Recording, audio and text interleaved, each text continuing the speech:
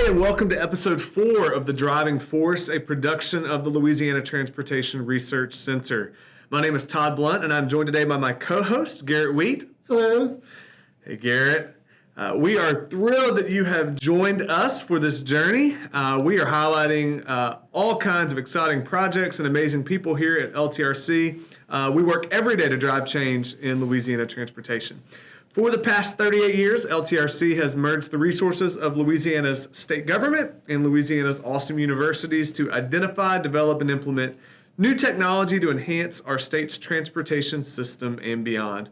We are housed on the LSU Baton Rouge campus, but we actually partner with a total of 7 universities across the state: Southern, University of Louisiana Lafayette, University of New Orleans, Tulane University, McNeese State, and Louisiana Tech. And we are grateful for the contributions of all of our academic partners in our ongoing research, tech transfer, and training efforts. We're going to step away for just a moment, and when we come back, we are thrilled to welcome LTRC's Leadership Development Program Manager, Dr. Marcus Sylvas.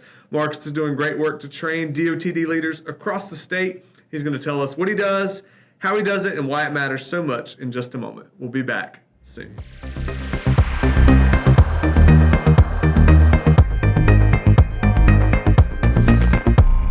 And we're back, joined by Marcus Sylvas, LTRC's Leadership Development Program Manager, the most freshly minted PhD on the LTRC staff.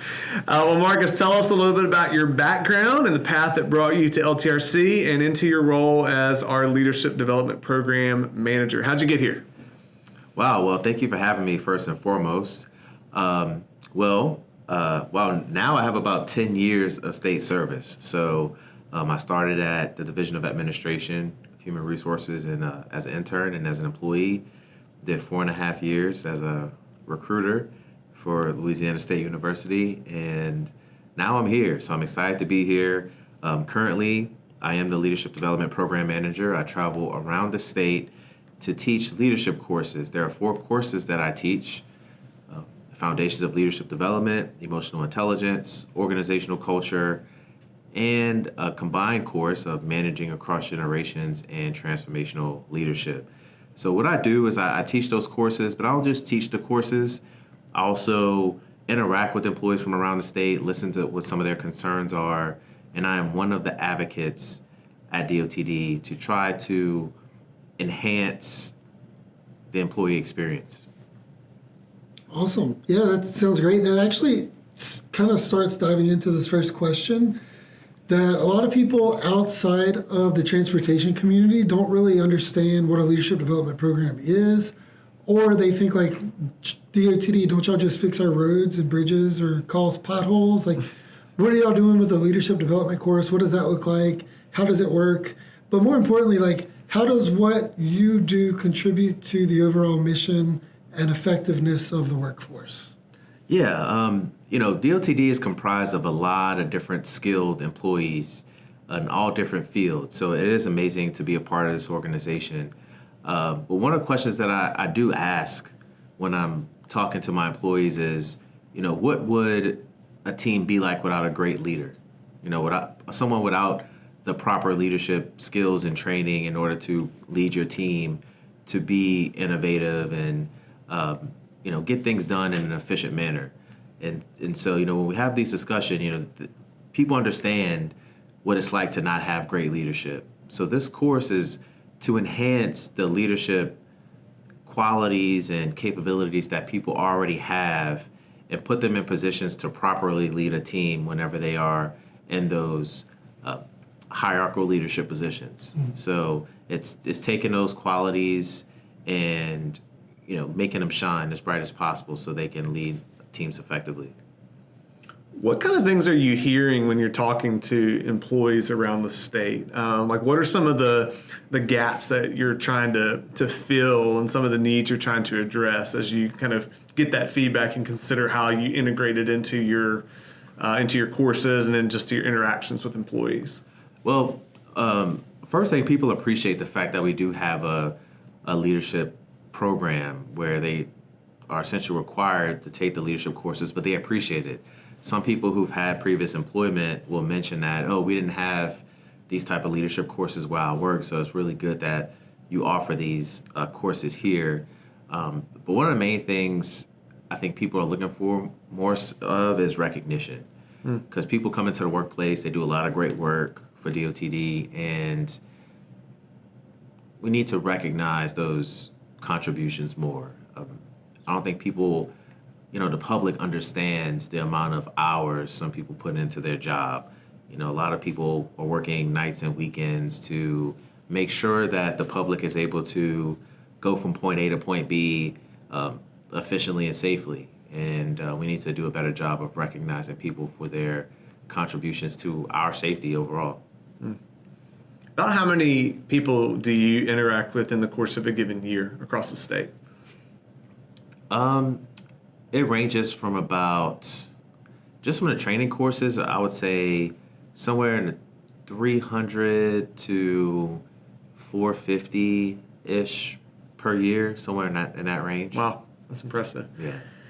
Now, you mentioned earlier that there are 4 courses that are involved in the program that you teach. Do you have a favorite? And if so, why do you enjoy teaching that one so much? I would say my favorite course probably is the organizational culture course, simply because people come into that class not knowing why the culture of a team is so important. And so my goal is to have these discussions about, the current team's culture, and maybe reflect on some of their previous cultures and other jobs, and try to get them to see the difference of, if you have a great organizational culture within your team, how much happier you are in the workplace, how much more productive you are in the workplace, how much more fun it is overall. So I think that's probably my favorite course, just because of the challenge. The other courses, people have an idea, but with organizational culture, people typically don't know,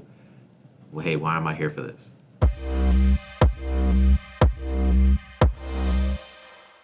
Do you have any unique stories or things that you've heard throughout any of the courses that kind of surprised you? Oh, wow. If I had more time, I probably could think of a lot. Nothing that really... Or maybe odd positions within DOTD that nobody would think was part of our organization? Yeah, there's so many different facets of the legal team, and we have an aviation section that, we don't have any airports. There's a group of people that go and they assess certain aspects of the airport, or the GIS team, or a team that deals with waterways. I spoke with someone who I had a class with recently. They came from another agency, and we were talking about the cleanliness of Baton Rouge water, how Baton Rouge water is some of the best water in the country. Wow. And she told me that Baton Rouge tap water is cleaner than bottled water, That's crazy. because of all the regulations that they have to test and everything. So so I already drank tap water, so it's great validation to know that, if you drink Baton Rouge tap water, you're actually, saving money instead of just going buy bottled water all the time, or buying filters and stuff. Just drink the Baton Rouge tap water. Well, Todd kind of alluded to being freshly minted with your PhD a year ago, so congrats again. Yes, thank We've you. told you before multiple times, but never gets old. So with that, too, I also know you're a pretty active researcher. Just for the people who might be listening, you and I, we have a text exchange with Mary Leah, and we're always sharing stuff with research and news stories and tidbits on social people are sharing. So I know you work really hard to stay on the leading edge of what's happening in the field, especially in leadership development, because that's what you're teaching, and you're constantly changing your courses and updating them for the better. So based on what you're reading, what you're hearing, what you see online and in other organizations and the other workforces, how do you see leadership development evolving in the coming years? And based on those developments, how can you or us as leaders across the department respond more effectively in our roles? Okay. That's a good question. I don't want to give too much away, because some of that will be revealed to those who will attend the next Louisiana Transportation Conference in March of 2025. So if you're able to attend, please attend for that. But I think I think people are starting to truly understand the importance of leadership and how leadership can impact so much as far as, retention, team efficiency, overall team happiness and engagement. And so, when you're in situations where you have a team where there's, high turnover or low engagement, low morale, what can a leadership do to really turn that around? I think more research is being done to talk about strategies on how essentially leadership can regain the trust of their team and really build their team up to be more engaged and be more efficient and productive.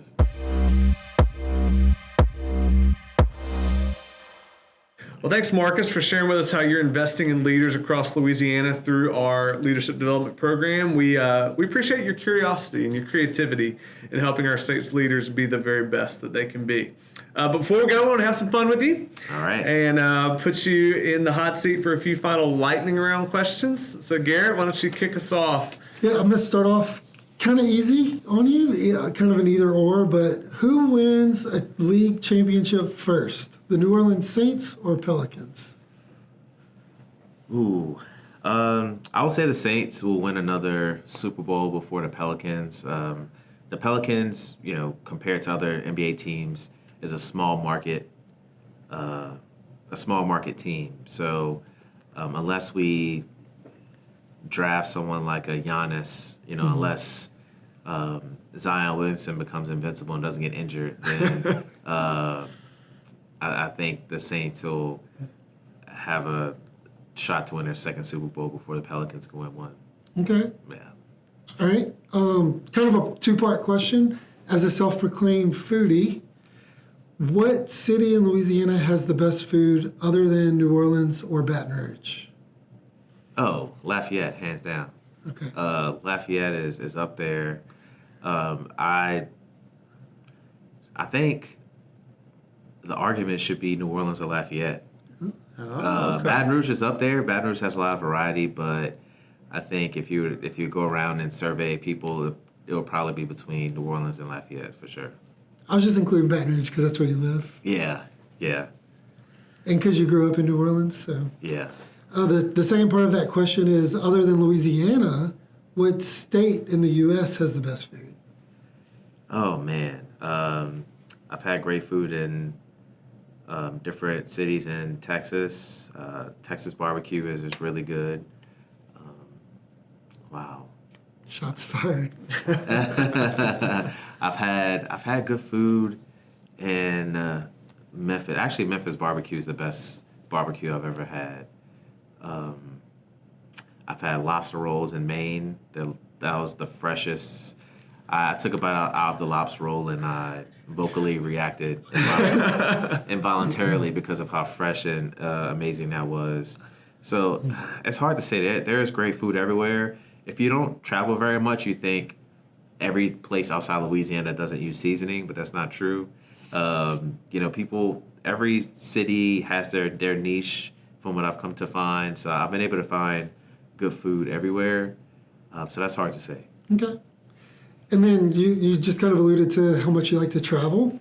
So since you do travel a lot outside of the U.S., other than Greece and Ireland, Yes. I don't know if I'm missing another country you've been to, but where would you like to travel to next?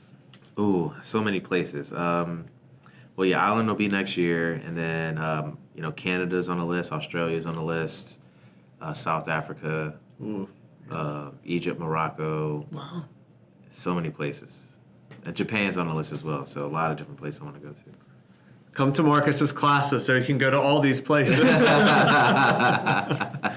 I'm going to have a travel tip jar, we'll see what happens. Well, thank you again, Marcus, for joining us as our honored guest here today. This conversation was a lot of fun, incredibly illuminating.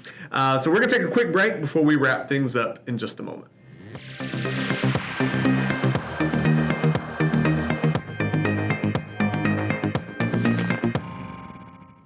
Well, that's all we have for you today on episode 4 of The Driving Force, a production of the Louisiana Transportation Research Center. You can learn more about the projects and people of LTRC by visiting us online at ltrc.lsu.edu and on our social media through Facebook, X, LinkedIn, and YouTube. Next time, we'll take a closer look at how LTRC is equipping DOTD's 4,000 plus, you heard that right, 4,000 plus employees across the state through our internal training program. Until then, we are your hosts, Garrett Wheat and Todd Blunt, and we thank you so much again for joining us today. Drive safely out there.